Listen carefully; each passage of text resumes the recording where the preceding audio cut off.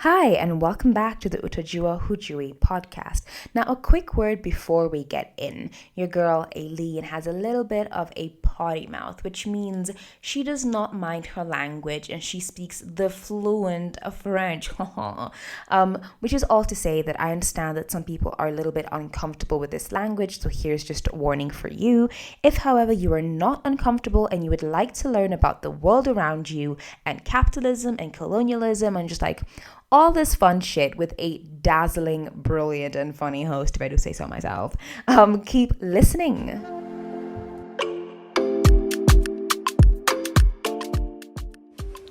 Hi, this is a bit of a trigger warning. We do talk about suicide and assassinations in this episode.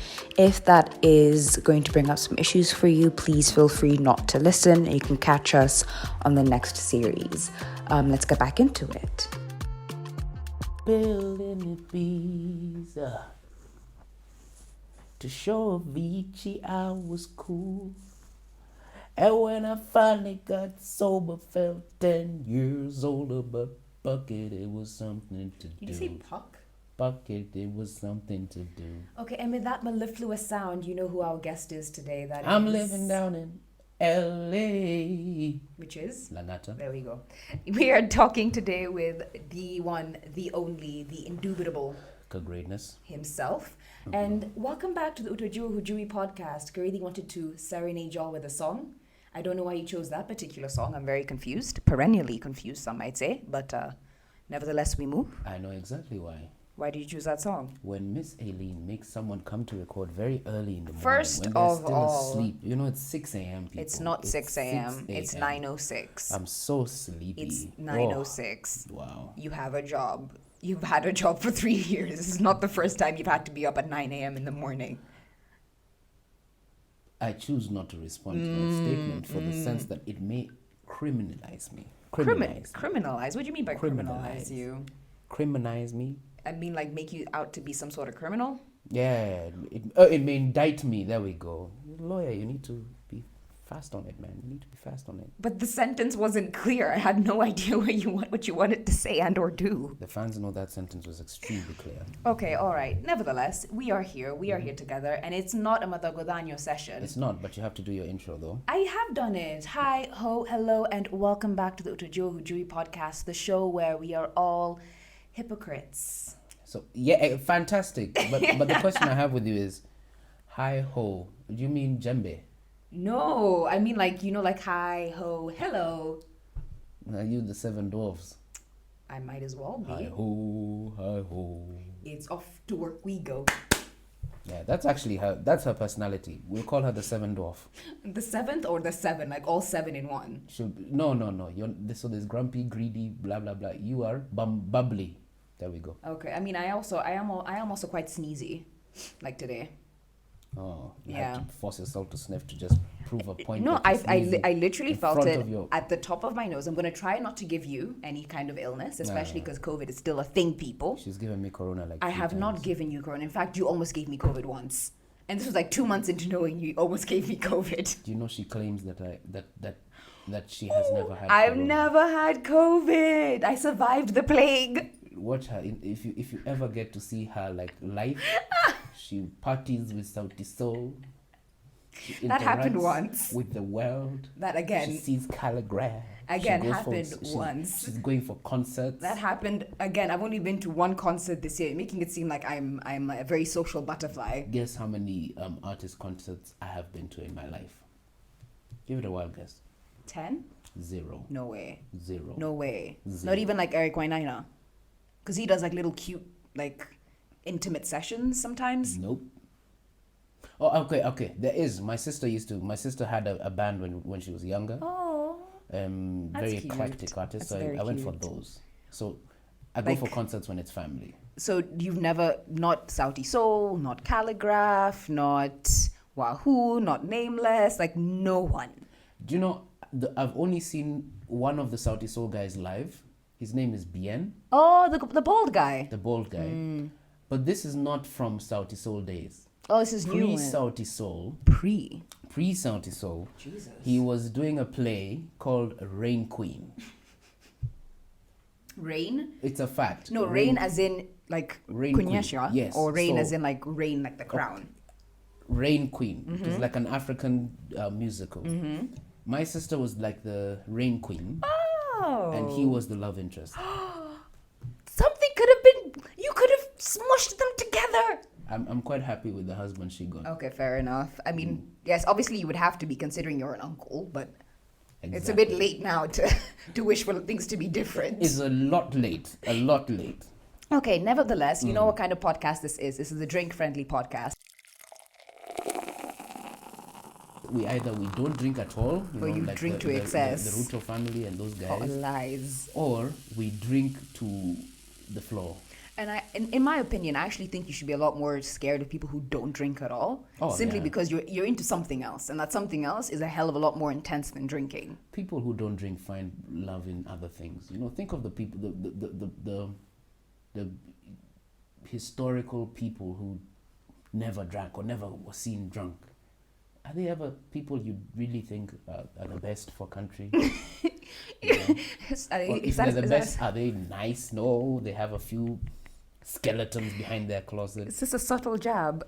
No jabs. No jabs. Right now, I'm You're easy pro breezy. everything and against anything. So, do you know why we're here today? Yes, What are we doing today? we're talking about Hades. Okay. In as much as I love Hades, the Greek god of death, I think he's been maligned by popular culture. He's actually the least problematic of the Greek gods, in my personal opinion. We're not talking about Hades. We're talking about Wycliffe Jean's country. We're talking about Haiti. Someone please call 911. Did you know there were rumors he wanted to run for the president of Haiti? Don't think those were rumors. I think he It was true. legitimately wanted to run for president for Haiti. I don't understand celebrities really wanting to become. I mean, yeah, you're influential. Yes, you're a leader, but bro, you're already making your moolah. You're creating your influence where you are. I mean, Maybe be comfortable. it could be maybe the thinking it's a calling, right? Like I've done the whole celebrity thing. Yeah. It no longer brings me joy, and I want to do something more substantive with my life. So let me get into political representation.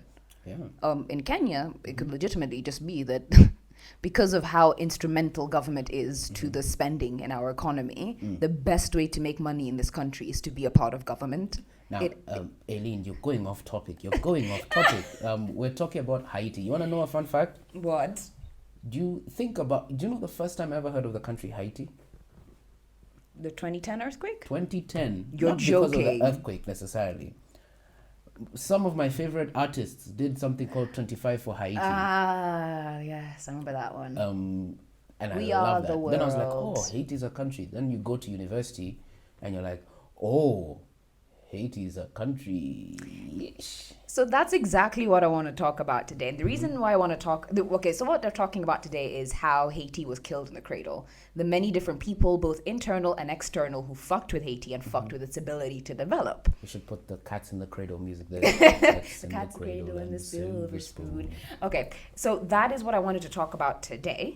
The reason why I want to talk about it is because there are some very important lessons in how other countries, in Haiti, and how other countries just will use anyone and everyone to benefit themselves and enrich themselves.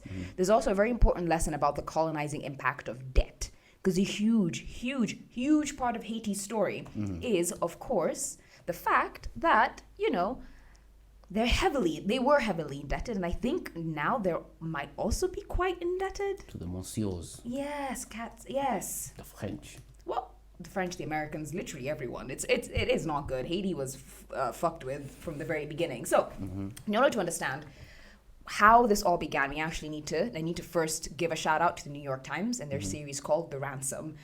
They literally explored the entirety of Haiti's history and just tried to uncover why it was that Haiti is so underdeveloped today. So is it Haiti or Haiti? I say Haiti, it might be Haiti, I'm not entirely sure. Do I have the time to Google it? Not so much. It's okay. I accept that I'm also a hack and a fraud, so I will not And a do my due hypocrite. diligence. Yes, absolutely. Okay, so before the fuckery, Haiti was a colony called Saint-Domingue. Was it then when it was part of the Dominican Yeah, Republic? it was one thing. I think the entire island was called Hispaniola, and it was discovered by Chris. If you didn't hear the air Columbia. quotes, Quote. By Christopher Columbus in 1492. It was one of the first islands he discovered in the New World. The same guy who discovered America? The same guy who discovered America. And he also I think he also decimated the local Taino population of the island. So he did a whole bunch of things. But before Haiti was an independent country, it was the wealthiest and most profitable colony in the world. It was to the French what India was to the British, the crown of their empire. And this was in the 1700s. And this fact helps dispel one of the central myths about Haiti, that Haiti just does not have the capacity to build wealth. Haiti has that capacity. It's just that it's been sublimated and taken over by other people who want to use it for their own ends. Both black and non-black. Both black and non-black. In fact, Haiti was so instrumental to France's ability to produce wealth as an empire that it constituted 50% of France's economic output. There you go. That's half. That's like Africa now. Ooh, it was bad. So, the questions we need to ask now are, how did Haiti generate this wealth, and why were they not able to preserve or rebuild the wealth after their independence? To answer both these questions, I'll be relying heavily on Colin McKay's paper on the economic consequences of the Haitian Revolution. Oh, you're so well read. You have to be. With Haiti, you need to be very careful. So starting with the first of these, 3 crops are responsible for Haiti's incredible economic productivity.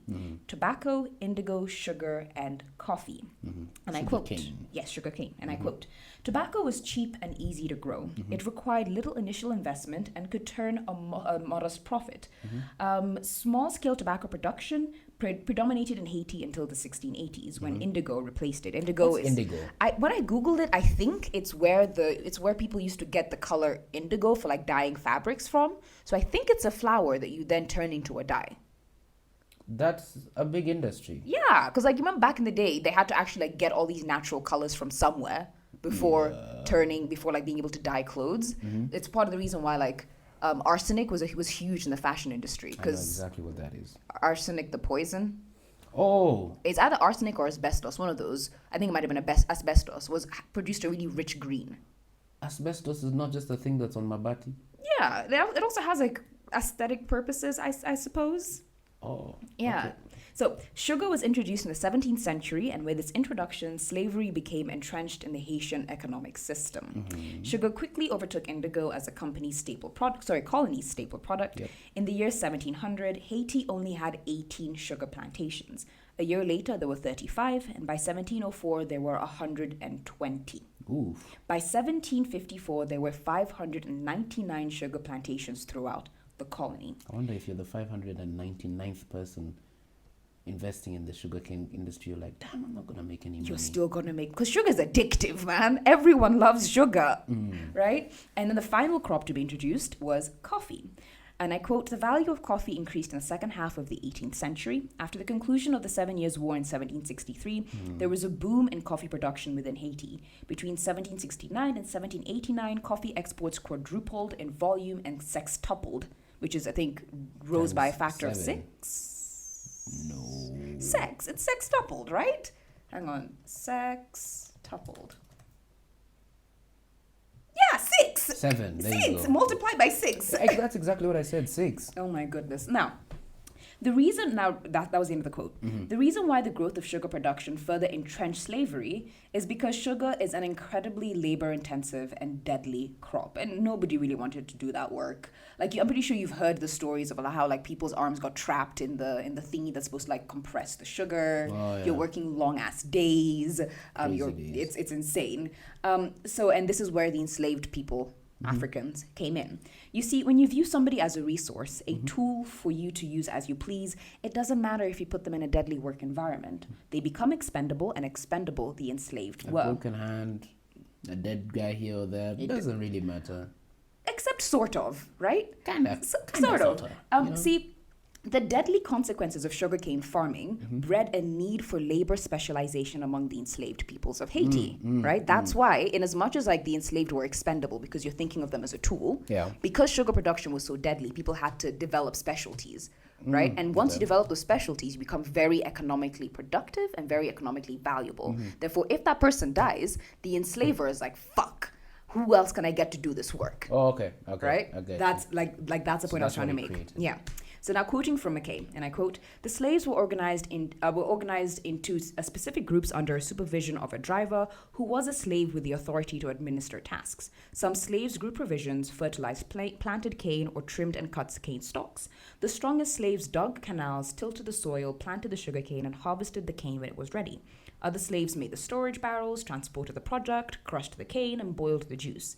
The slaves performed this back-breaking labor from dawn to dusk in order to produce as much output as possible." End quote. Yes. There you go. And as a result, like I said, these people were highly skilled and very difficult to replace.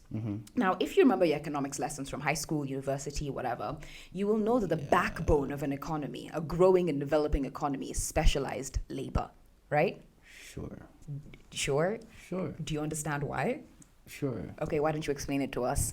I will leave it to you to explain it. No, but you sound so sure, please. Actually, my point was not even about the specialized labor. I was going to say that if you were to ask any human being what crops represent colonialism and slavery, Coffee and sugar. it'd be sugarcane, cotton, and coffee. And tea. Tea a little, tea kind of sort of, I guess in different regions. Kenya, yes. India, yes. But Yes. coffee is more worldwide, But right? the big ones are sugarcane and cotton. Yeah. You hear those two, you'll be like, oh, someone gonna be on the slave ship. Jesus Christ.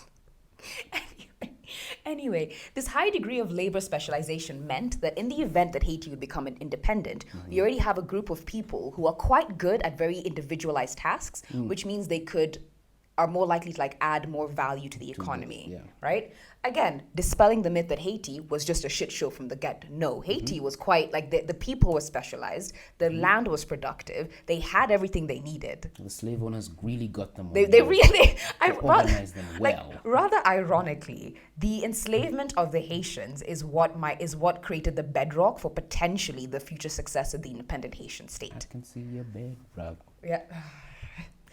Also, a banger of a song. Nicki Minaj's verse, fire. It's And the I've best only one. heard bedrock twice in my life. No way. In two contents. No, I'm saying in two contexts. Okay. That song and the Flintstones. That's it. That's it. And now you've added it Oh again. yeah, because they lived in a place called Bedrock. I wonder if that was like an adult, Ding. We're done with Utajua Hujui. No, we're not done. I wrote a 10,000 word script. You're going to listen to Can you every believe she single wrote word. 10,000 words? Every single fucking word. And we return. Probably on 200 words. Oh, I have no idea. And we return. Now, now first things first. We've talked about specialized labor. We've talked about the Haitian economy and how productive the agriculture was.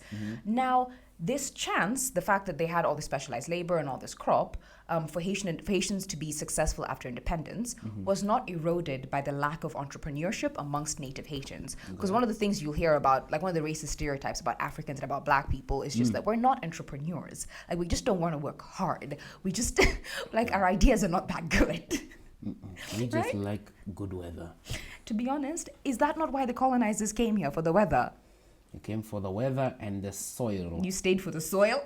Came for the weather, stayed for the soil and the view. And the view. And So you could be poor and come back and be a rich, billionaire, yeah. so. In fact, I think a lot of the early colonizers, is it Delamere? Delamere, It's not Delamere. Is it Delamere. Delamere? I don't think he came very poor, but he was given Hella land. hella land Yeah. for a very small amount of money. Same with Blixen, Miss Karen Blixen. Yes. the namesake of Karen in Nairobi. So now, in fact, the freed black planters, because yes, there were free black people in Haiti, were quite good at making money. For them, the desire to make money went beyond servicing the need for survival and went beyond building wealth and went towards this idea that I need to build wealth for my family and for future generations. Okay. They also wanted to build this wealth to counteract the stereotype that black people could not make money on their own. According to McKay, and I quote, "The free blacks were not speculators like many white colonists, but rather they responsibly built up their holdings and invested for the future.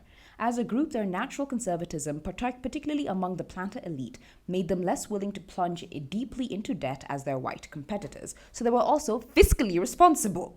Okay. Right? Okay, you go. Right? By the time of the revolution, the free blacks were some of the wealthiest colonists living in Haiti, because, they were also colonizers. The Haitian Revolution is a lot. It has a lot of different factions.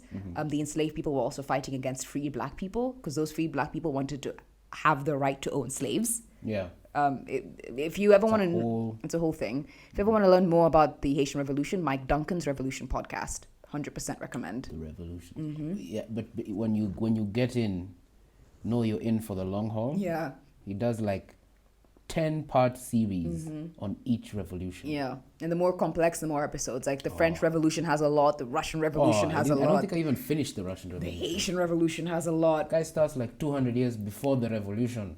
Before the revolution. Because you need to start that far back with the. It's called revolutions. Me, I want to hear about the revolution. Okay, but it's like trying to talk about World War II without talking about World War One, because one led to the other. So in order to understand World War II, you need to understand World War One. Do I need to do 3 episodes on World War One when my key thing is about World War II? Yes, because it lays the foundation, right? Like, for example, World War One, for example, and I know we're getting off topic here, but like World War One led to the Treaty of Versailles, Triple Entente. Triple Entente, Treaty of Versailles made a lot of Germans mad. A lot of Woodrow Germans. Wilson's 14-point plan. Yes, so that also created League of Nations, which was ultimately ineffective, which also exacerbated the potential for a war. Like all these things, they all match up, they all Layers. align. There are layers to history. We need to understand them. Now, at this You don't point, have to peel an onion. You can chop it. Just saying. you still have to peel the onion because you don't want Just to eat peel that. the skin and you chop. Finally diced. Okay, moving on. Yes, you may Moving continue. on. So now, at this point, we've discussed the fact that Haiti was capable of producing wealth. It had black people, who knew how to make their own money and knew how to run businesses, and it had a highly specialized degree of labor. Yeah. Right? But the structure of Haiti's plantation economy meant that Haiti did not have the capacity to manufacture anything, which reinforced the underdevelopment that made developing as an independent country difficult in the first place. Of course. Right? Haiti was an export-first economy, as were most colonies. Yeah, Can you you're be not one of making them? for consumption. No, you're not. You're making it to sell to other people of lighter complexion. And as a result, Haiti had to import its necessities, items like rice, fish, beef, flour, and corn. To import fish. Yeah, fish. Even though it's an island, Even though it's an island. it had to import fish. Because every single ounce of labor, capital, everything went towards economic extraction, like agriculture. Sounding like how Kenya was importing fish from Chinese. I think we're still doing that. I'm not sure. I think we are. Anyway, this meant that the Haitian economy depended upon trade like we depend upon oxygen. Yeah. And this was a deliberate policy instituted by the French, who had prohibited the colony from developing any manufacturing capabilities. They wanted to be the ones to supply Haiti with manufactured goods. Why? Because manufactured goods have a lot more value, which means you can charge people a lot more for them, which means you make a lot more profit. Yep. Right?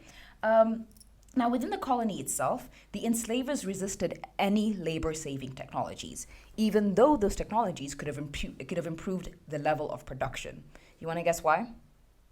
Because they don't want those black people grow, bro. Yes! That's exactly it. Like, once you have something that saves you time and energy and effort when you're trying to complete a specific task, you then have time to sit and think and figure out, what else do I want to do with my life? Actually, one of the biggest problems to personal growth is the other person growing. Really? Explain. You can grow by increasing your income by growing this other person, but that person threatens your very lifestyle and your very being. So your biggest threat to your own development Is that other- is his development. Good point. So what you do is you just cut his legs. You be comfortable where you are. You continue. It's not like you're starving. Yeah, you're good. You're doing pretty well. You have a 5,000-acre plantation. It's not like you have a problem. So You're okay. Yeah. So, as a result of France's prohibition, prohibition. thank you, on Thank you very much. manufacturing, the resistance to labor-saving devices, and Haiti's export-first economic structure, no internal market developed. This would later come to bite Haiti in the ass as a newly independent state. First, when, as we will learn later, the American and European powers rather saltily cut trade off with Haiti. They just said, nah, you're independent, we don't want to trade with you anymore. Yep. Leaving it without the means to acquire the wealth to trade with other countries and to acquire the necessities that it needed to power its economy. Yeah.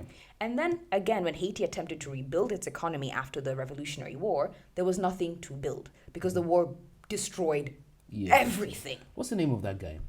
Which one? Toussaint Louverture. There we go. Yeah. Very interesting guy. To some people, he's a hero. To some people, it's a terrorist. he was a little cray-cray. They were all a little crazy. Yeah. I mean, think about it. Like, you are watching, like, you are if you were property, if your children were property, would you not be crazy? Would you not, like, do everything you had to do to make sure that you could never be owned ever again? I blow it all up. Including and an then up. I pay you for blowing it exactly. Like, including and up to killing the children. That's how crazy they went. Like, I get it. Woof. I get it. I understand. I have issues with it, but I also understand their perspective, because Yeah. this child would have grown up to be a future slaveholder. They'd have grown up to own you. So they're a threat to you. So, Yeah, it's sad. And I'm not gonna, because it's gonna make me sound like a dick. but Haiti is so multi-layered, because you also hear about the the combination of what they call mulattoes. Like, slave owner sleeps with a person, gets a 0.5 kid, The 0.5 kid is free, but their parent is not. but their parent is not, and so then you create a whole industry of mulatto tribes, which then creates another hierarchy where you have the white mulatto, then the black, and then so the blacks then start to hate the mulattoes. And then the white people, and the mulattoes start to hate the white people. Yeah. And the white people are like, why does everyone hate us? We don't understand what's going on. Because you own us. Exactly. So, as I said, when the revolution hit in 1791, shit hit the fan. Haiti's agricultural productivity ground to a halt because the workers, remember, who were enslaved, had risen up. They said, "Now we are out. We don't want to do this anymore." According to McKay, and I quote, "In what was previously the world's most productive colony, production of the four most valuable crops declined by more than 97%. Whoa. Coffee declined by 97.2%, Hey. sugar declined by 98.8%, cotton declined by 99.3%, and indigo by 99.5%. That's End quote. Now, I'm not going to cover the revolution. Like I said, go listen to Mike Duncan's podcast. It is way beyond my capacities to cover the complexity of the Haitian Revolution right now. So I just want to fast forward. The revolution has ended. Haitians are now free. babies are dead. Babies are dead. And the year is 1802. What happens next? How long was the revolution? From 1791 to 1802, like roughly 10 years. This was the first round before Toussaint Louverture was captured. Napoleon tried to reconquer Haiti, and then we'll get into it. Napoleon. Yeah, like Napoleon Bonaparte. Yeah. Oh, He was born so far apart from that place. That's actually quite good. That wasn't bad. I will give you a brumch there, there, because like I'm a decent person. I don't know why they're surprised that my jokes are of an extreme quality. Was the pause necessary? Pauses create drama. Again, was it necessary? Yes. Okay. So, in 1802, two things happen almost at the same time. The first is capital flight, and the second is self-determination. I'm going to address the capital flight first. Okay. When the Western powers, the people with the capital and know-how to unlock Haiti's wealth and the resources to give Haiti the stuff that it could not produce itself, they straight up just like pieced the fuck out of Haiti. Yeah, they were like, we're done. Yeah. And this was happening at the same time as Haitians settled on what kind of economy they wanted to have for themselves. And this was a bit of a tricky question to answer in post-independent Haiti because wealth was intimately tied to a plantation-style economy. Yeah. Right? I.e., the kind of economy that depended upon cheap, often enslaved labor for profitability. But this kind of economy was antithetical to the ideas of freedom the now free people of Haiti had. To these free people, the return to the plantation economy would be a return to enslavement. And so many of them resisted the establishment of the plantation economy and wanted to labor on their own lands. They wanted small-scale subsistence farming. They wanted to own their own lands. That was freedom. The political elite believed otherwise.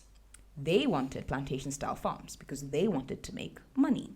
Yeah. So when Toussaint Louverture, the guy who basically Led the revolution. and also defeated the English, the French, and the Spanish at the same time, Oh, which is it was impressive. not just the French. No, because the French were being helped out. Like a lot was happening. Again, Haiti's a very complicated revolution. The French, like the Spanish were also trying to do some shit at the same time. The English were trying to do some shit at the same time. A lot was happening. Okay. And Louverture basically was like, okay, and just wiped the floor with them. It was quite impressive.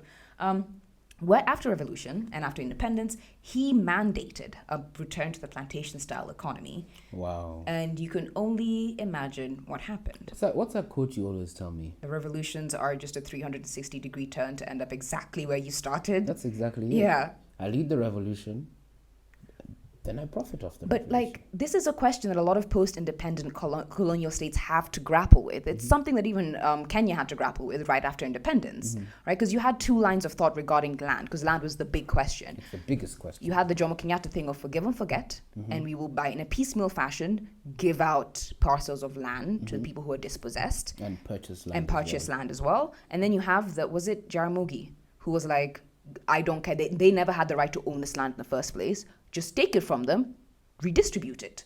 I don't care. And Jomo chose the forgive and latter. forget. The first, the former. And a lot of people think he was wrong. Yeah, many people think he's wrong, but then you look at Mugabe. Okay. I feel like we all reference Mugabe in that respect a little too freely. It's because out of all the presidents in the African context after independence, he's the one who was like, I'm going to actually do it. And he did it. And unfortunately, we realized when he did it that, oh my God, we still depend on that hand that feeds us. Yes. And so that hand that fed us went berserk because apparently we threw out their people. So He didn't throw you out. This was never your home to begin with, sir. I'm telling you, this Sir? international community context is very random and complex. But that was the response. Zimbabwe ends up in decades of Sanctions. And has to end up apologizing to the farmers. Apologize. They even had to give up their own currency. They're now using the Yeah, dollar, currency. right? Yeah, but that's because the Zimbabwe. Okay, as Kenyans, I'm sorry to my Zimbabwean friends. The Zimbabwean currency had become like The German mark. the bottom part of a joke. Like, let's bet, and if you're not really sure about the bet, 10 million. The guy would be like, oh, what? 10 million? Zimbabwean shillings. Which is like 10 bob. Like 10 bob. Sorry, my Zimbabwean people. But it was the truth. Yeah. Okay, so now, Back to you. and this is going to be surprising coming from me. I'm going to be fair to Louverture, because he was in a very difficult situation. While I disagree with his decision to reinstate the plantation economy, he basically had no choice. He knew that Haiti would be treated as a pariah state, and he also knew that Haiti was dependent upon trade from the West for critical materials like flour, milk, and meat. Thus, he knew that the only way to keep Haiti's independence was to return to a state of economic productivity as quickly as possible. Not just as a way to assuage the fears of an unruly black-led economy at the doorstep of Britain's Caribbean colonies and the United States of America, which was also an economy that depended heavily upon slavery, Yeah. but also protect Haitians and safeguard its independence. First, in order to trade something, you need to have something to give. Yep. Right? Hence, the plantation economy was the best way to make sure you had a shit ton to give, so you can get a shit ton back. Second, if Haiti can make its own money, then it can finance its own development, which means that there's one less way that people can be enslaved. Despite the desperation of Louverture's situation, There you go. I You're still talking about fashion. I still think his policies are worthy of criticism because they betrayed the goal of independence for many. His government perpetuated the economic injustices of the system he had worked so hard to overturn. I would also argue that he cemented the tradition in independent Haiti of sacrificing the masses to some nebulous idea of the common good. Because that's the political, and throughout, it's going to be a 2-part series, maybe 3 parts. Throughout the episode, you will come to realize that at every point, the political elite of Haiti have been more than willing to sacrifice the masses, as long as it went, number one, that Haiti as a country would develop, or number two, that they themselves would become rich. That's always been the way it is. So, for my people or for my pocket? Yes. But not for... But those are the only 2 options. Yes. But I think there's a different idea of what it meant to have something done for the people, right? Because I feel like there could have been a middle ground wherein, like, yes, you have a plantation economy in the short run, but in the long run, you're working towards land redistribution, a very strong land possession system. You're empowering local farmers, like you're doing shit in the long run. And from my reading, Louverture did not do that. He did not think long term. He was like, "No, we need to get this shit done." Right? Once the revolution is done, you need to replace the leadership. Yes, and I quote, "The rulers and the workers could not reconcile their beliefs about the ideal structure of the economy. The rulers supported the free trade of goods, but not free trade of labor. Although they wanted to trade agricultural products, they would not allow workers to freely exchange their labor. Because there was no free market for labor, the workers did not get to share in the benefits of the plantation system. Without a free market for labor, the workers got nothing out of it, so the benefits would flow to the ruling class only. For the plantation system to work, because it could have worked, both sides must benefit. Free labor would have enabled the workers to benefit from the gains of the plantation production, which would further drive growth. However, rulers struggled to align the interests of the worker and the employer in order to incentivize hard work and provide the greatest benefits of both parties," end quote. Okay. Yeah. So already you're kind of starting to see how things were going. Like, yes, Haiti had all this shit going for it, but post-independence, you have the people with the money to properly unlock Haiti's wealth just left. Yeah. And then internally, they returned to a plantation-style economy, which the people did not like, so they refused to participate in it. Yeah. And the system also entrenched the high class divide between the rich and the poor. Right? So you're kind of already seeing how these the building blocks are in place, the pieces of the puzzle. Now, under Louis Vuitton's commitment to increase exports, much of the production was restored to pre-revolution levels by 1802. This man was very good at what he did. In fact, Louis Vuitton had become so successful that he had finalized a trade agreement with the U.S., where Haiti would send rum and molasses to New England, and Americans would send back staple foods. This changed after 1804, when Louis Vuitton had been captured by the French, and a new president, Jean-Jacques Dessalines, assumed the helm of government, and the U.S. at the same time also had a new president, Thomas Jefferson. TJ. Do you know? I mean, obviously you've watched Hamilton. Thomas Jefferson. Yeah. My goodness. You've watched Hamilton, Still right? in the 1700s. We're in the 1800s. Like, this is like 10 years. Hey. So, Yes, I've watched Hamilton. Alexander Hamilton. And you know, what's his face? Thomas Jefferson. Do you know why I have such a problem with him, besides him being like a slave owner? I don't know. Wasn't he the guy who wrote the Declaration for Independence? He was one of them. He was also a guy who supported like an agrarian vision for the economy. Like, he wanted the American system, instead of leaning into manufacturing, he wanted it to be large farms run by individuals who are the masters of their own destiny, completely forgetting that it was the slaves who was working these farms. It was the women who was providing like a lot of the clothing and shit and the value additional products that would make these farms successful and make the lives of the men running them better. So that's why you etc. hate someone who was dead 200 years ago. No. It's not that I hate. My primary issue with Thomas Jefferson is, I think, Sally Jennings, the 14-year-old he habitually molested and had kids with, and did not free her, but freed her kids. Oh, she was back. That's Freed her kids, of course. They've got a dot of his blood. However, those kids, like, because she has descendants, right? And those descendants are rightfully descendants of Thomas Jefferson. Yeah. But it wasn't until recently that those descendants of Sally Jennings, I think, was included into like the official family line of Thomas Jefferson. For the longest time, they've been excluded from the white part. Wow. I hope at least they had the wealth of the Jefferson family.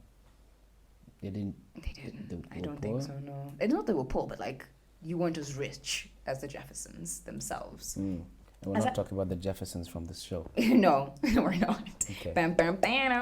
Hey. Okay. That's the wrong.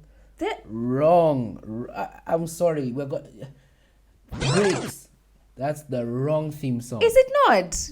Oh, God. Oh no, it's moving on up. Yeah. Pam Pam Pam is Stanford and There Son. we go. Come on, you need to know your old school black comedies. I do. It's just I confuse those two a lot. Is Jefferson the one with Benson, the butler? Benson? Am I? I can't remember. No. Wheezy. That's all I remember for the Jeffersons. I remember the walk, the very animated And then he walk. went and acted as himself in The Fresh Prince. He did. That was a good crossover. Very good actor. I think they were trying to buy the house, and also Yeah. Donald Trump showed up as He well. showed up in like 2 episodes. The first time he showed up as Wheezy and him, and then the next episode he showed up as some random guy who dies in the episode. Okay, so back. Now, Jefferson's the fact that Jefferson was a slaveholder is very important to how he treated Haiti as an independent country. Okay. Because he saw Haiti as before Jefferson, American presidents saw Haiti as a functional cog in the ecosystem of the Americas. Yeah. As in, we are all together fighting against European imperialism. So we need to all band together. Yeah. Jefferson saw Haiti as a threat to his own personal interests and the interests of the country, because Haiti was what? A country of free black people. And what did he have? Enslaved black people. So he was like anxiously looking over at Haiti, being like, they're giving my people hope. Nah, bro. We need to kill this hope. Like, Yeah. we can't be doing this anymore. Right? So what happened was he basically cut all trade off with Haiti. Said, we're not going to trade with Haiti. And I think he also might have instituted an embargo on the Haitian island. And he also supported Napoleon's attempt to conquer the island and reinstitute slavery. Makes sense. So, and this is where I forgot to mention, around 1801, 1802, Napoleon sent some troops to Haiti and it backfired. Like, it backfired so spectacularly that Napoleon instigated France's departure from the Americas. And that's why, and this led to the US getting the Louisiana Purchase in 1803, which doubled the size of the US. So because Napoleon was so thoroughly defeated in Haiti, America got like what would Louisiana. be like Louisiana and a lot of states to the west. Yeah. It was insane. Now, when this Napoleon's attempt failed, Jefferson basically said, "No, we're not going to be working with Haiti ever again." And this was because as this rebellion was going on, as the Haitians were fighting against Napoleon, the guy in charge was Louverture, Louverture, and Dessalines. Forgive my French. It's the reason why I dropped it in high school. Now, Haiti's new president, Dessalines, was not a pragmatic diplomat. He forgot the one rule of any interaction: you never fuck with money. And he fucked with money. He pulled a Zimbabwe, or should I say Zimbabwe pulled a Haiti. Soon after Haiti declared independence, Dessalines removed whiteness from Haiti. First figuratively by removing the white part of Haiti's flag, and was like, no. So now Haiti's flag is now just blue and red. And literally by massacring the remaining white residents of Haiti. Oh, he didn't throw them out, he killed them. He killed them all. Right? Okay. And in so doing, Dessalines isolated Haiti from the rest of the world. Remember that Haiti was dependent upon trade to get vital supplies for everyday life. Yeah. So without this trade, Haiti could not survive. And remember that Haiti did not have the manufacturing capabilities or a semblance of an eternal economy. So they needed the West to give them money. They needed external development. They needed these external relations. So yeah, Haiti was fucked. And at this point, I feel like I want to ask you, was the West justified in their decision to isolate Haiti? No. Why not? No and yes. Mr. The problem Fence you brought to Sitter. me is the murder part, the massacring. But when you said he removed the white part from his flag, I was like, yeah.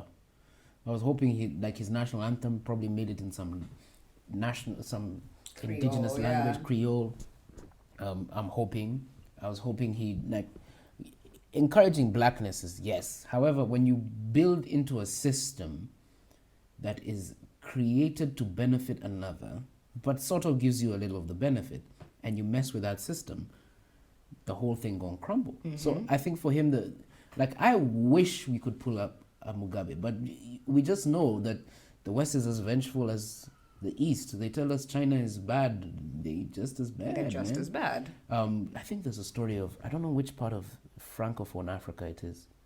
Oh, where is like it Equatorial Guinea? is this after they declared independence? So yeah, France has a conference. They're like, we're gonna give you guys independence in about 10 years, around the 1960s area. This country's like, no, we want independence now. They get their independence, but what does France do? They tear everything and go. Literally. They burn the cows. Hey. They take the telephones off of the walls.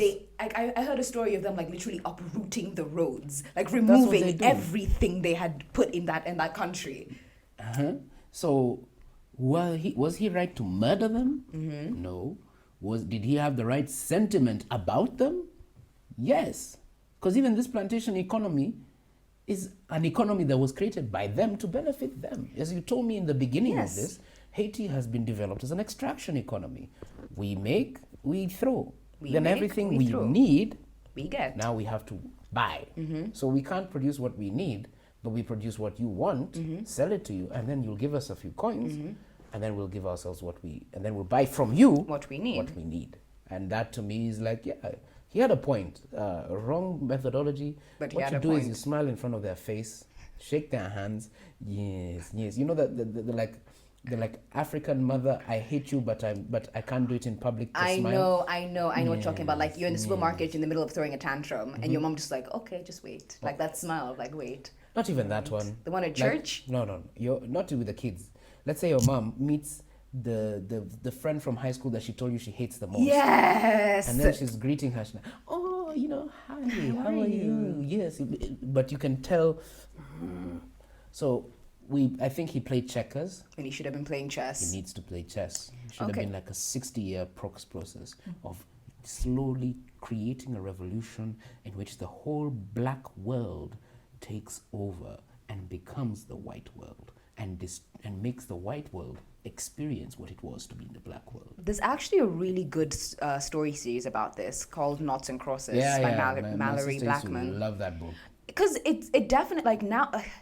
The thing I like the most about that book is that you see black people being in the position of the colonizers, and like in as much as that gives me pride, like I'm It also opens your eyes to what we would have been if it, we were on it was that side. exactly the same. It Yeah. seems like it's not a matter of race. It's just like when you're in power, you just have to do certain things to Yeah. maintain your power. In high school, we used to learn about the Mzungu came with this thing that Africans saw as a magic stick, aka a gun. That's what really created this huge process. So they came with, hey man, these guys are experts. They came with hard power and soft power. Soft power being the missionaries, the church, the Arabs brought Islam. Hard power, gun. Now, me and my spear, you and your gun. Unfortunately, we're not Louis Vuitton. Yes, Louis Vuitton. Not Louis Vuitton. No, Louis yeah. Vuitton. Yeah, no, it is Louis Vuitton. Louis Vuitton. Okay, so we need to return back to Yeah, this. yeah, Okay. back to- back to Haiti. Now, yes, Haiti. Oh, and also I forgot to get like I forgot to mention one further achievement that Dessalines managed to secure for his country. Okay. In the new constitution that was passed in 1805, it explicitly forbade foreign ownership of land or any like significant resources in Haiti. They all had to be owned by local people. I think Kenya has a very similar thing where foreigners cannot own land. Yeah, so they get proxies. Yeah, they get proxies. They still manage to do it. But as a result of like all these factors, there was a capital flight. Nobody wanted to invest in Haiti. Yeah. And in this isolation, do you sense an opportunity to change the economic structure? Do you sense an opportunity for Dessalines to like reconsider whether or not a plantation style economy would truly be best and maybe try something else? Something tells me here I'm being set up, but yes. He didn't. Back to plantation. Back to the plantation style system. He like everything that he did just kind of made things worse, didn't necessarily make things better. So even though Haiti was independent, its leaders once again just kind of fucked with its ability to develop.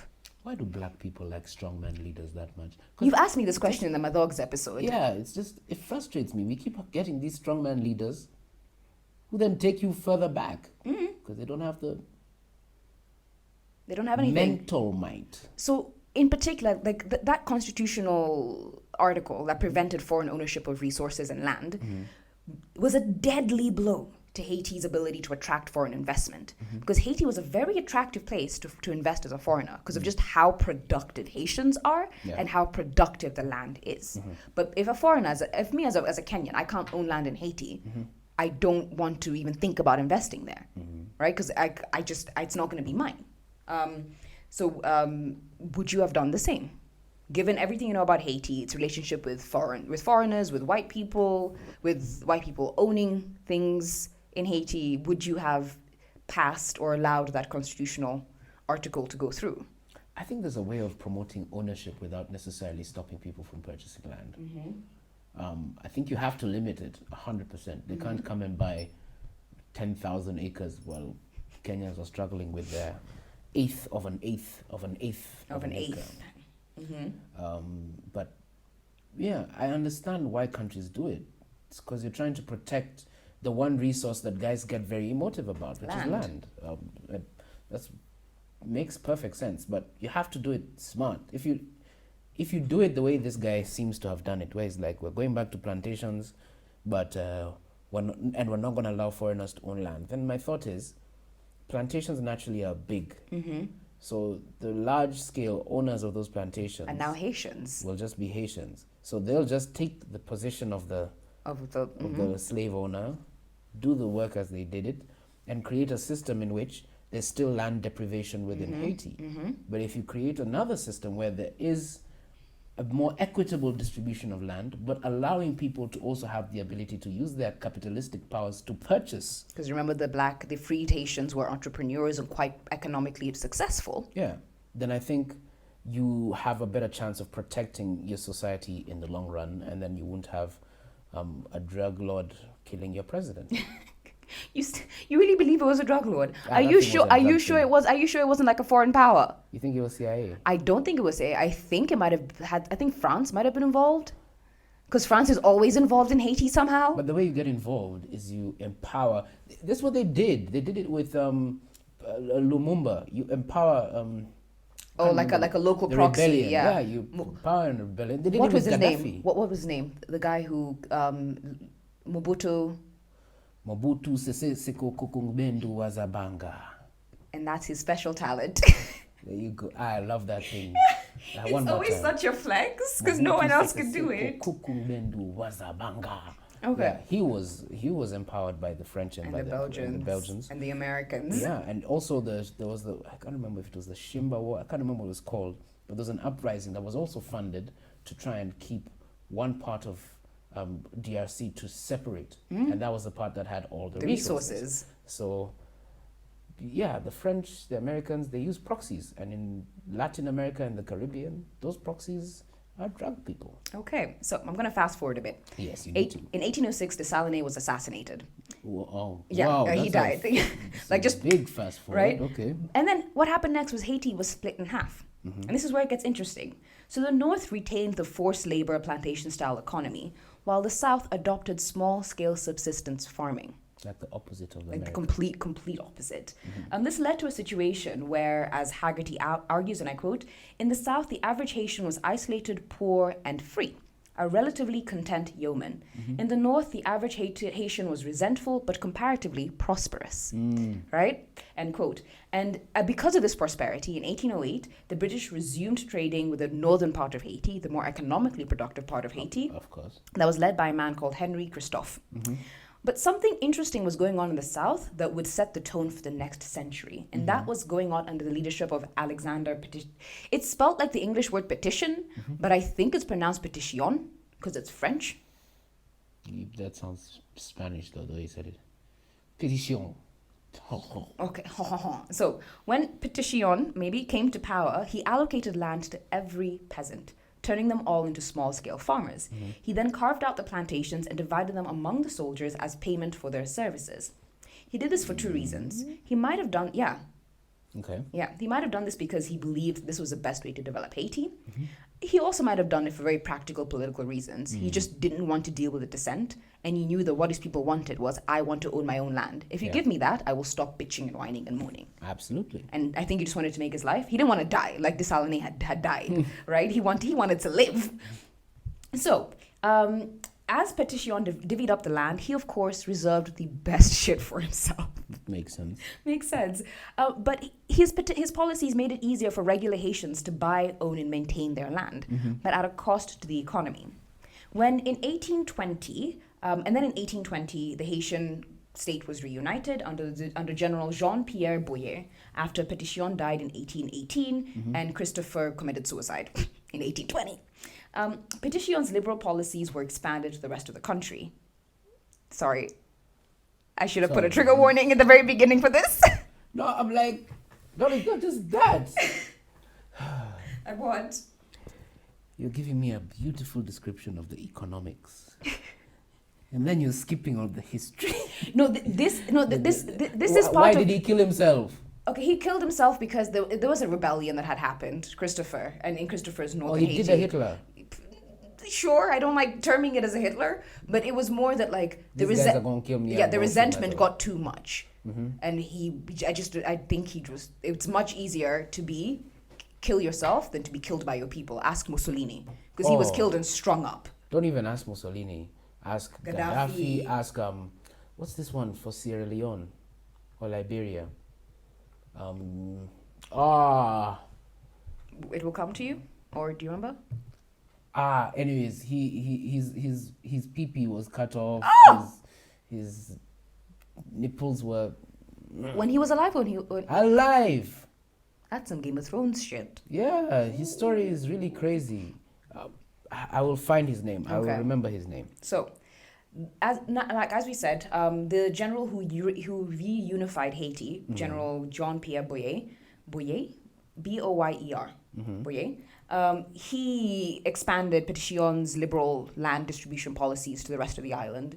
Yeah. And as a result, in 1822, Haiti produced 37 million pounds of coffee.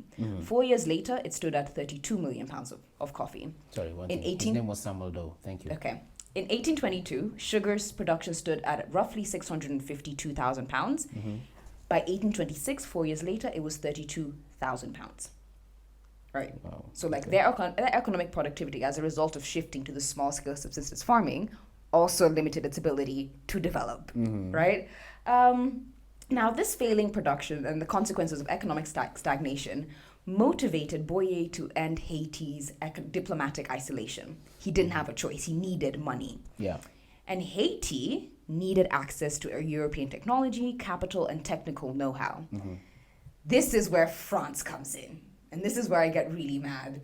Now, as you can imagine, the French were pretty fucking salty about having lost Haiti. After all, in its heyday, Haiti was responsible for 50% of its economic output, its gross national product. Not to mention the massive L they had to take when enslaved peoples managed to beat one of the most strongest land armies in Europe. And kill their children. France took a massive L when they lost Haiti, and it stuck with them for a while. So when Boyer approached the French government for assistance, what do you think they did? Do you think they were the bigger man and they recognized that, hey, we did fuck up by enslaving you and your people? Doesn't sound very French. We did fuck up by like expropriating all your wealth and like limiting your ability to manufacture things. Or were they petty ass motherfuckers? I select the latter. You select the latter. So you were right. In 1825. No, really? Yeah. In 1825, French King Charles X. Yes, after the French Revolution, the French went back to a monarchy and then abandoned the whole enterprise. Again, French Revolution shit is wild. So in 1825, French King Charles X sent a bunch of armed ships to Haiti with a simple message. Pay us 150 million francs or we will recolonize you. It was that simple. What do you think? Nonsense. What do you think? Right. This sum, payable over 5 years, was larger than... Just 5 years? It was larger than Haiti's GDP. They did not have the money. Didn't they finish paying They finished paying... 10 years ago? Yes. No, they finished paying off a number of debts that were instituted after this debt 10 years ago. It was bad. So now, so this sum was payable over 5 years. It was larger than Haiti's GDP at the time, and it was said to equal a decade of Haiti's economic productivity. And this, the French said, was to compensate them for all their losses. For context, and according to Greg Rusalski, and I quote, that sum of 150 million francs was 10 times the amount the US had paid France for the Louisiana Purchase. Yep. It was a lot of money. Now at this point, I want to sit, collaborate, and reflect on what Boyer must have been thinking, right? Because you're presented with this deal. On the one hand, receiving this message from the French, you'd be indignant. You would say, pay you back for what? You enslaved my ancestors. You should be paying me, right? On the other hand, you know you can't afford to aggravate the French because you know they will recolonize you. Your army is tired. They don't have it in them to fight. They don't have the necessary military technology to hold off the French because you can't afford to import that military technology. When hindsight is 2022, I would tell them recolonize me. Really? I'd be like, Interesting. Come Really? at me, bro. Look what it's done. Look what it's done. That's the thing. Look what it's done. So- So basically, they were like, you're going to suffer 150 years if you do. You're going to suffer 149 years if you don't. So the options are, we get back the spirit of Louverture. We put up a strong front. And then? We know that now I'm saying hindsight, in 100 years, that there'll be a huge sentiment against the French, and then we get them to pay us 300 million franc.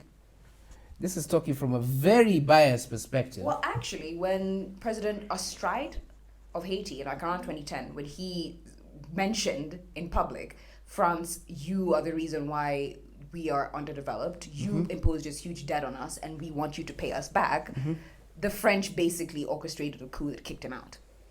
Makes perfect Or not a coup, like they basically sense. fucked with his ability to rule Haiti as a country. That's what you do. Right? I'm telling you, the French, people always say, I remember us actually having a debate in university. Who was the worst colonial French, experience? the French, The American or the French? The French. Hands down, it was the French. Because they come in, they impose their culture on you, so then you start to lose your own identity. Then they completely create a system in which whatever the situation, you owe them. That's it, you owe them.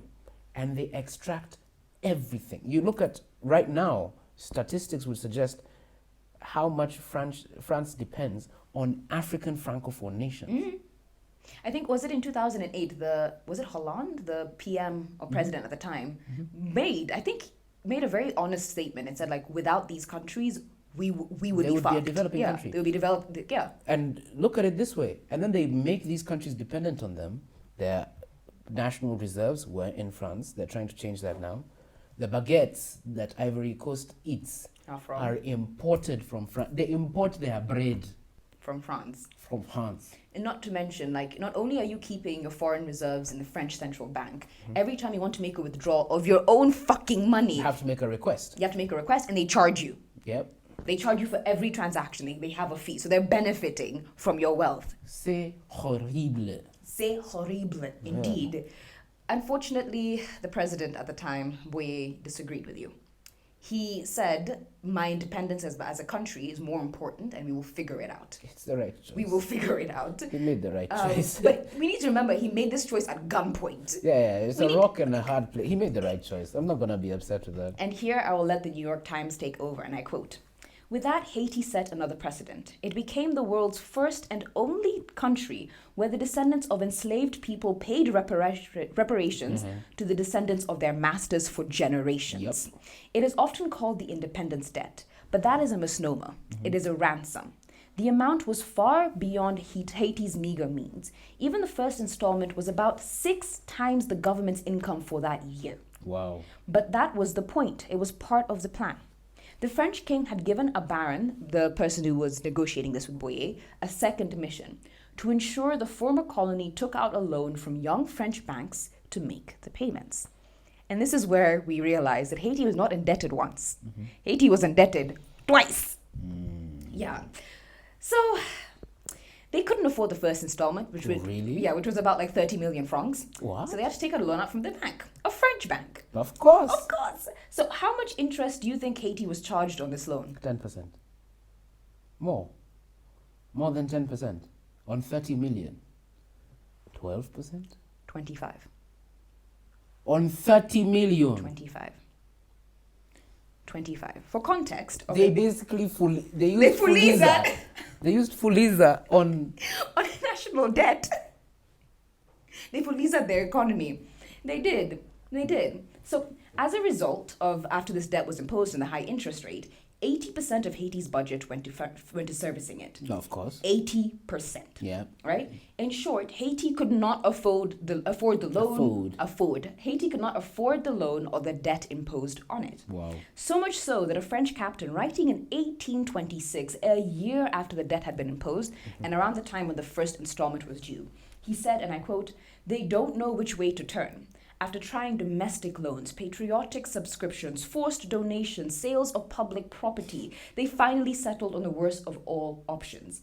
10 years of exorbitant taxes that were so out of all proportion to the achievable resources of the country that when each one sells all that he possesses and then sells himself, not even half of the sums demanded will be collected. There you go. And this is like a French guy being like, yo, this is some mess. yeah, this up. is fucked up. This is fucked up.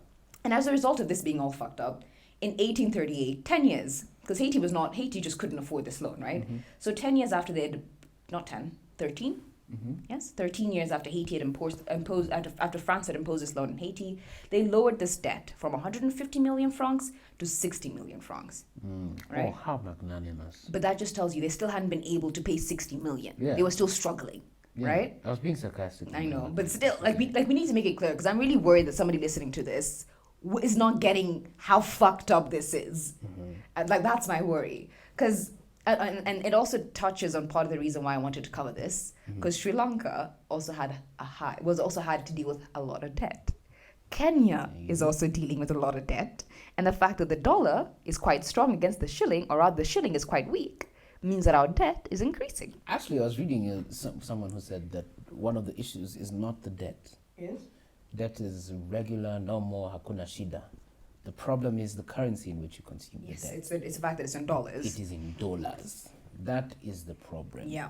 Had it been in Kenya shillings, We would have managed. or in Gaddafi's currency, Was whatever Mugabe's that would have currency. been, or Mugabe's currency would be transporting money in planes. Of course. But had it been that way, debt is not necessarily a bad issue.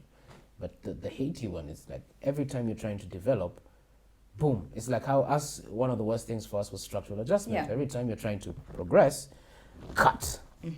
Cut. And it's not cutting on like military or cutting on like No. finances or infrastructure. It's cutting on social services. Yep. Parastatals that were probably 20 years from being ready to be out, cut them now. What are they called? Austerity measures. Any government that's over bloated with hiring people, cut. And so you have a generation of people with no jobs, and boom, here we are today. Okay, so as I said before, Haiti had to take a loan out of French banks to pay off a debt that the French had imposed on it. And that bank was called the Crédit Industriel et Commercial, or CIC, not related to our current CIC, the one that's in Kenya. I would assume. You never know. Because later on, when we talk about how America fucked with Haiti, we're going to be talking about a bank that currently exists. Oh. Citibank. Yeah. The Kenyan City Bank. I'm not sure if they're the same, but in America, Citibank is like one of their big banks. Yeah. Yeah. So that Citibank profited from Haiti. Okay. So returning to the French, in fact, part of the funds that the CIC got from Haiti went towards building the Eiffel Tower. There we go. Yeah. So now every time you look at that beacon of French romanticism and See idealism, the black Haitians. exactly. Remember that it was financed by the horrors of French colonialism and neo-colonial politics. Yep. So really, it was a perfect symbol of France, right? This nice, pretty exterior, but the reality is so fucking bleak that they didn't even teach it to their own kids. France, I love your pastries, however. You're fucked. Hey, the things you did, they're a lot. So like I said before, the money went to more than just the banks. It also went to the families who had formerly enslaved Haitians. The British did something very similar in 1833, paying back families who had lost property as a result of the abolition of the slave trade. And this was the debt they had paid off in like 2015. They finally paid off in 2015. Right. Now, one of the families who benefited from Haiti's double debt was a family called the De La Bordes. The patriarch of the family, Jean Joseph, you're going to be hearing a lot of Jean somethings, was Louis the XV-15th's banker. De La Borde had shipped nearly 10,000 Africans to Haiti. By the time of the revolution, there were only 2,000 on his plantation. His family received about $1.7 million in today's money. Officially, this represented a tenth of what they'd lost.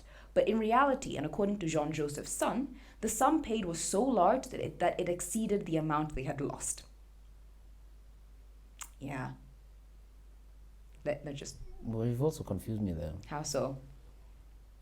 It serves. It looks like a tenth of what they. But in lost. reality, But in reality, it was more than what it they was had more lost. than what they had lost. Yeah, so on paper, the government noted down as only giving you 10% of what they lost. Mm-hmm. So on paper, they had lost $17 million, right?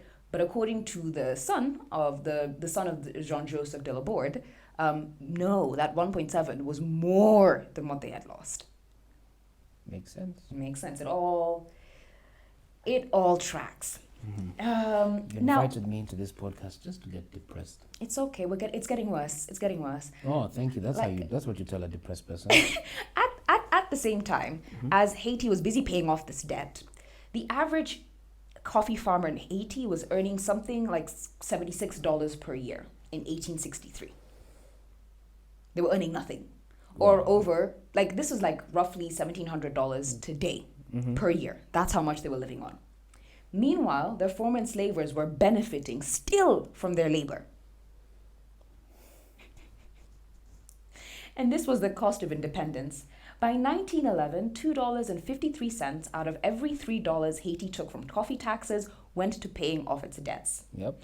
And but this debt took them 22 years to pay it off. They did it. They did it. They did it. I mean, the cost of this they paid off their debt, but they also couldn't develop themselves. It's not a good. Oh, You see? just let them colonize You me again. see? I now understand why you'd be like, fine, just fuck it, like just colonize me, I'm tired. Yeah. But at what cost? My freedom. Do I have any freedom anyway? You're so depressed, I'm so sorry. To translate the cost of this debt into modern dollars, it would have been $115 billion Billion. with a B. That is 8 times the size of Haiti's economy in 2018. I have not even seen myself like 400,000 shillings. But these people had to pay That much money to France. 115 $15 billion. billion. This is like all the loans, all the interest, the initial debt, like everything. At 25%. 25%. Interest. And it gets worse. In fact, it gets worse. It gets worse because there's a lot more fuckery involved. Now, and I quote, People according... of Utajo, we need to be doing a swear word count. like a swear Madam, jar. Just like count them. Every time, next time I come, I'll come with a jar. I have a bunch of coins that I'll just be putting down Just the coin. ding, ding, ding. There you go.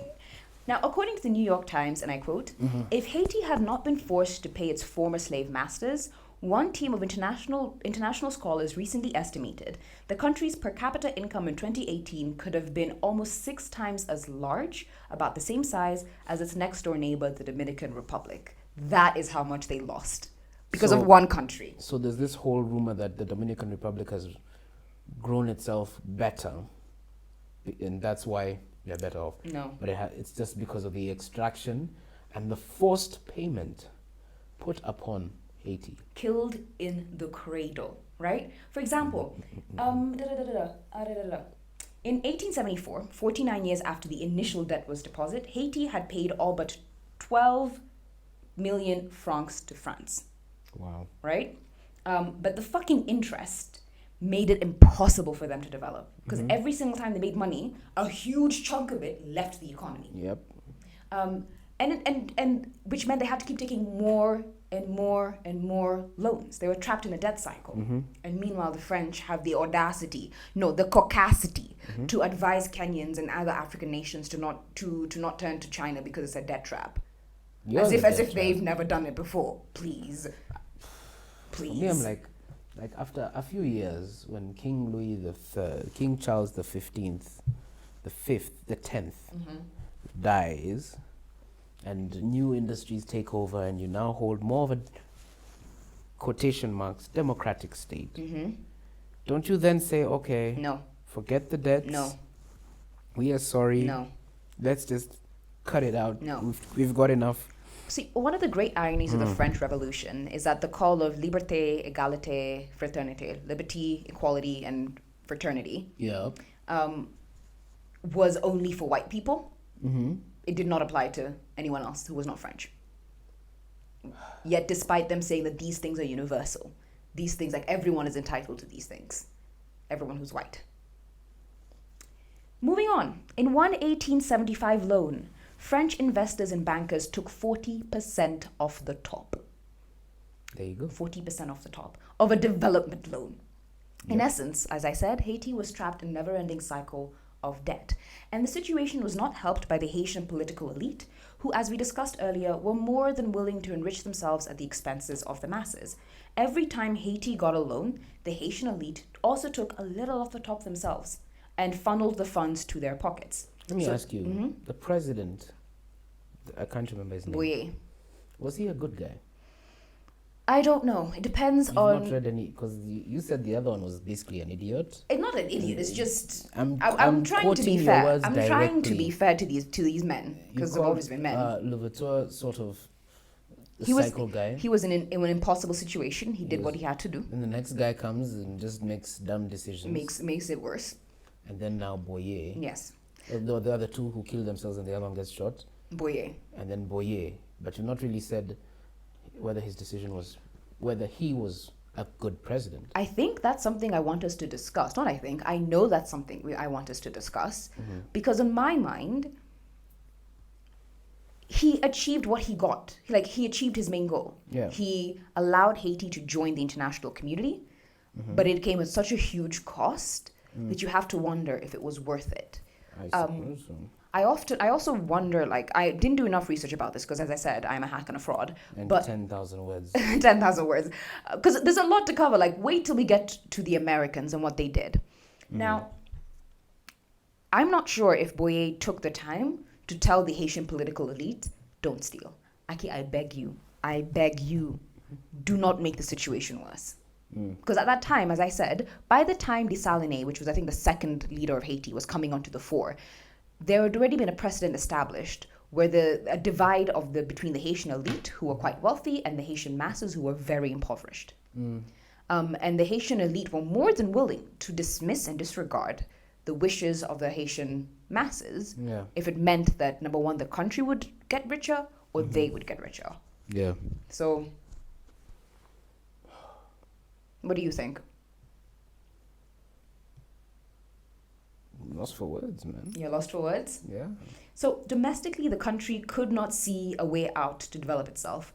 Boye tried returning to the plantation-style economy, but the Haitians, the masses, were like, fuck They off. said, hell no. I have my own land. I don't need to go back to work for your big-ass farm. I'd much rather work for myself.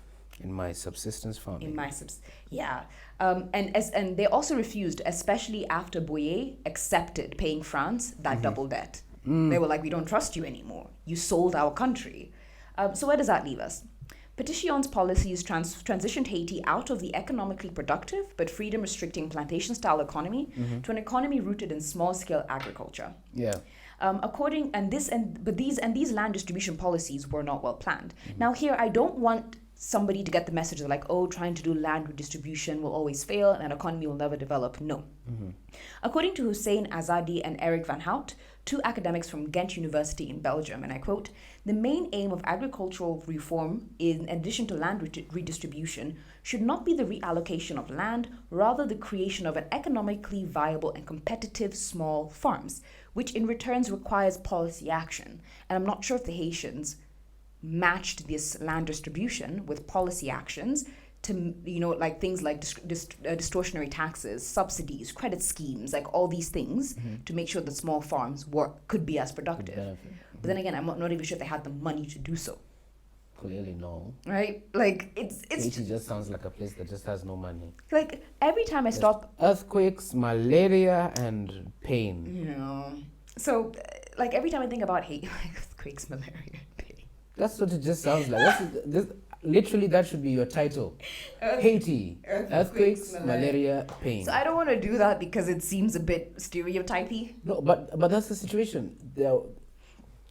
Everything about them is just sad. You take away, they pay astronomical amounts of money for suffering slavery.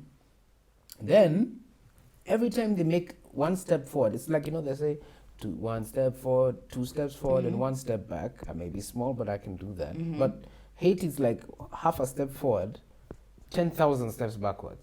Because, few steps forward, we grow, we pay debt one. And then? The interest of debt one and all the other debts we had to take to pay debt one take us another 100 years. We make a few steps forward, earthquake. Few more steps, earthquake. And then after the earthquake, people forget that because you have so much water that is, what is it called? Stagnant. Like not moving. What happens? Malaria outbreak. So literally, it's a cycle of pain, malaria, more pain, add some earthquakes in it. It's a nice little cocktail. Yeah. It's like a, yeah. And assassinations. So all of this basically meant that, Haiti was killed in the cradle. And before I move on, let me just mention this. The French, as a result of them imposing this much debt and imposing these many loans on Haiti, and French banks in particular, seized control of Haiti's finances. They got control of the national treasury. And so they took a cut off the top of every transaction. Like, I feel like if you want to understand France's post-colonial policies and treatment of its colonies in West Africa, you need to understand Haiti. Because I think Haiti is where they came up with the playbook. How do we do this? How do we figure this out? Let's just make everything that happens, just funnel a little into our pockets. Yeah. Just a little bit. French banks made profits of at least $136 million in today's money, an entire year of Haiti's country's taxes. Makes sense. These debts left Haiti with pennies, like literal pennies. Like I said, 47 cents as much or as little as 6 cents to develop itself. For every $3 collected to develop itself. Some loans mandated that Haiti pay the CIC, that French bank, nearly half of all the taxes it collected until the debt was settled. At this point, it was important to recognize that the Haitian economy was still economically productive. It was still making money. The money was just going somewhere else. Yeah. Continues to be an extraction economy. And this was a situation until 1915, around there, when the Americans decided it's my turn. Yeah. And that's How do you make things better? Bring in some Americans. And that's where I'll leave it. Part 2. We have 2 more sections because after the Americans, we need to discuss DUVALIER. Papa Doc and Baby Doc. So you're telling me we're doing a 3-part series? It's going to be a 2-part series. On Haiti. Because the problem with the DUVALIERs is that when you're talking about how they underdeveloped Haiti, I didn't want to get into their massacres or the Tonton, Méheut, or the voodoo, because I've already done their connection to voodoo already. I would much rather just focus on the economics of like how their theft and corruption fucked with Haiti. As long as you feed me a little history. I'll feed you more than enough history. Because what the Americans did is actually quite interesting, and how like they justified it with just blatant racism, quite interesting. Okay, so in the next episode of Utajua Hujui podcast, we will be looking at the 2 things left to talk about. America? The first thing is the Americans. And after that, we shall look at Papa and Baby Doc DUVALIER. Yeah. We're also not going to mention the natural disasters. The natural disasters. We can't, because... The death of Moise. Hey. There's a lot of history. Yeah, because I think my whole point behind this series, because it might be a series, I think 2 counts is the minimum for a series. Okay. Sure. Like, my whole drive for this series is that every time people look at Haiti, they think God said fuck you to this particular country and has been saying fuck you to Haiti for like 200 years. And that's not true. Other people, including politically elite Haitians themselves, have said no. Have said, I will enrich myself at your expense and you will do nothing about it. Wow. And I'm not sure how to remedy the situation. I think that's something we can discuss towards the end of it. I'm not sure if what is needed is complete and utter debt relief, but no country is willing to do that. To just say, okay, we just forgive you. We forgive everything. Okay, I'm publicly making a request. Can you do the same thing that you're doing for Haiti about Kenya? I can. That might take a while, but I can. It could be fun. There you go. Joy will have a Kenyan level podcast about this.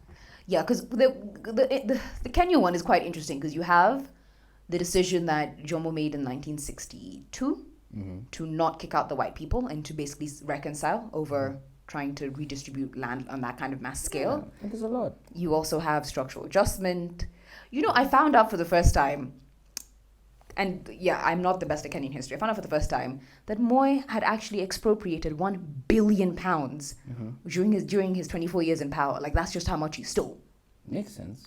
And it's like, if you're a leader for that long, you're the richest person in your country. true, but, and here's what gets me.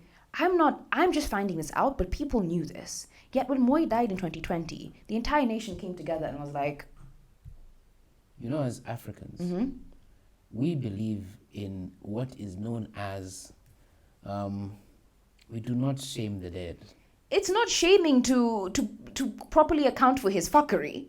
It's not shaming. No, we said, okay, there's some things he must have messed up with, but rest in peace and farewell. But that's part of his legacy. I don't think he should be resting in peace. I think my hope is that if he made his way up to heaven, right? Because my understanding of Christianity is that as long as there's actually a Family Guy joke about this, as long as you accept Jesus Christ as your Lord and Savior, and you're like earnestly trying to be a good person, then you'll get into heaven. Like, it's very, very easy. So Moi was a Christian, at least publicly. So the man then went to heaven. My real hope is that God sat him down. He was like, come. Explain this to me, please. Explain. And like, God held him accountable. Because for all those people who say only God can judge me, I really hope. Do they get judged? I really hope they have to sit down and account to God for why they did all of it. I mean, I will also have to do that same thing. But then again, I haven't committed a genocide or stolen billions of dollars. That we know of. Do you really think if I committed a genocide, do you think my anxiety would allow me to be here right now? Maybe all this is just a facade. Do you know how much work that is? Do you know how much work that is? I have seen you wake up at 3 a.m. You are a person who likes a lot of work. I don't like a lot of work. It's just 3 a.m. The world is peaceful. Nobody wants anything from me, and I can actually relax for a bit. And that is where we say 5-4 and farewell. All right, then. Bye, guys. See you in the next episode. Peace out. Peace.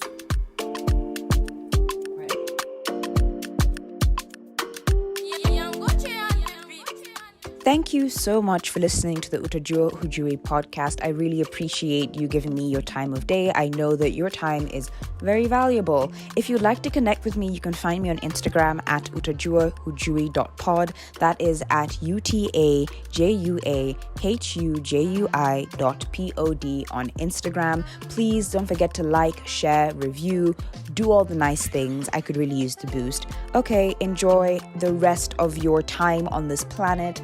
Goodbye.